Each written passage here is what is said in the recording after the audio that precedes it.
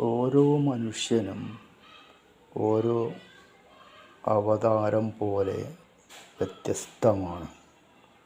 അതുകൊണ്ടു തന്നെ ഓരോ വ്യക്തിയും ഓരോ മതമാണെന്ന് പറയേണ്ടി വരും.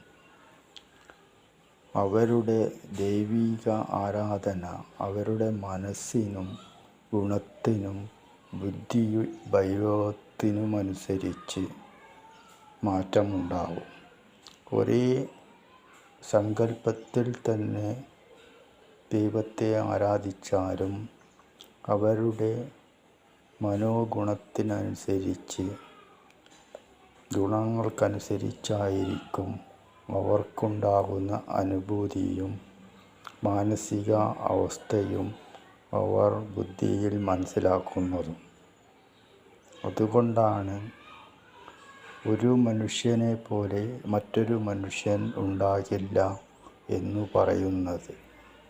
ഓരോ മനുഷ്യനും ഓരോ ഉറുമ്പും അവർക്ക് ഈ ലോകത്ത് ചെയ്യാനുള്ള കടമകൾക്കും കർമ്മങ്ങൾക്കും വ്യത്യാസമാണ്.